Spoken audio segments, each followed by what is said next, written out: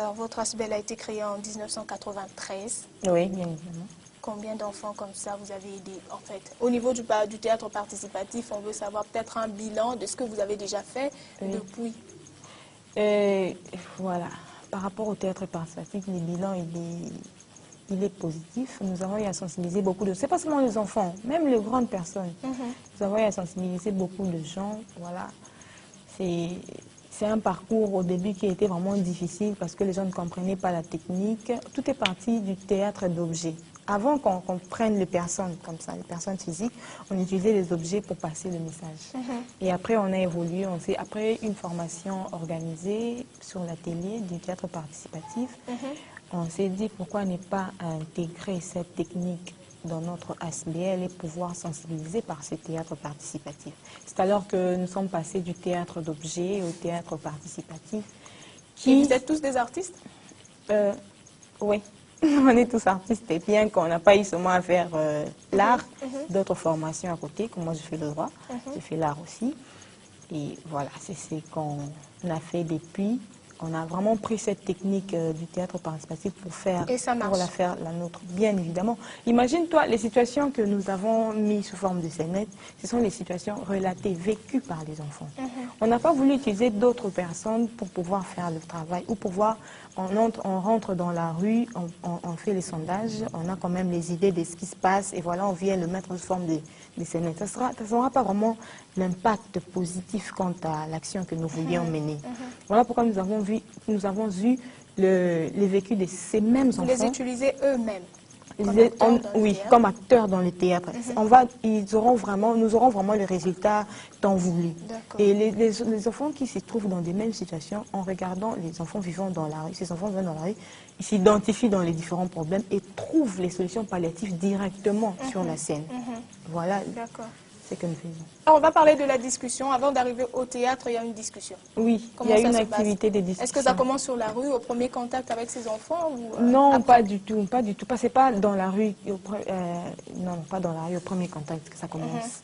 Lorsque nous sommes accueillis par ces enfants, ce n'est pas seulement les enfants, nous attendons plus les enfants. Il y a aussi les grandes personnes comme le projet SNV. Voilà, pour le compte de la SNV, après avoir identifié on a identifié le problème dans la discussion. C'est-à-dire, on a rencontré les coopératives. Une mission de prospection a été faite. Après avoir rencontré les coopératives, c'est alors les comités des coopératives. Et puis après, nous avons organisé une activité de discussion où on a eu comme participants les différents membres des coopératives. Donc la discussion consiste à identifier les différents problèmes qui constituent un frein, les différents problèmes fréquents et pendants qui constituent un frein dans l'émergence de l'entreprise agricole familiale et l'émergence des coopératives. Ces membres que vous voyez là à la télé, ces membres identifient, nous donnent vraiment les problèmes fréquents et pendants qui vivent là-bas à Songololo, Menka, Fumukento et Kikonka. Sur base de ces problèmes identifiés, nous organisons des activités de rapprochement pour mettre ensemble les parties prenantes, c'est-à-dire les membres des communautés et aussi les autorités locales. Alors, sur base des activités de rapprochement, nous permet de faire le mixage. Parce que déjà, en organisant les activités de discussion, à première vue, il y avait les femmes d'un côté, les hommes de l'autre côté. C'est au niveau psychique. Voilà. Il fallait effacer cette image-là pour dire que ce que les hommes font, vous pouvez aussi le faire. Et comme vous serez étonné, comme activité organisée de rapprochement, c'était un match de football qui a opposé les hommes d'un côté et les femmes de l'autre côté. Bizarrement, les hommes n'ont gagné qu'une seule fois sur 4 matchs organisés. Et ces femmes n'ont jamais fait d'entraînement. Si on mettait à leur disposition un temps... Là, c'est vraiment pour leur dire que vous pouvez faire ce que les hommes font. Vous pouvez bien faire. Et c'était une activité, en tout cas, très aimée par les membres de communauté.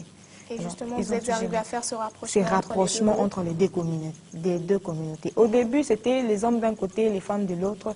Mais la méthodologie utilisée, c'est que la première équipe qui marque un but récupère au camp adverse les meilleurs joueurs et vice-versa. C'est-à-dire on donne et puis les femmes donnent également.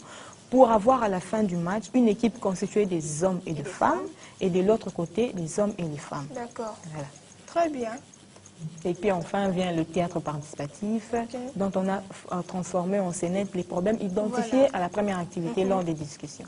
C'est un peu ça, nos 3 activités qu'on utilise pour faire la sensibilisation. C'est vraiment une manière particulière de travailler, d'aider les populations démunies. Oui. Madame, qu'est-ce que vous avez à dire comme mot de la fin pour aujourd'hui, parce qu'on espère vous revoir encore sur ce plateau. Incessamment, oui. Vous aurez le temps? Avec plaisir. D'accord.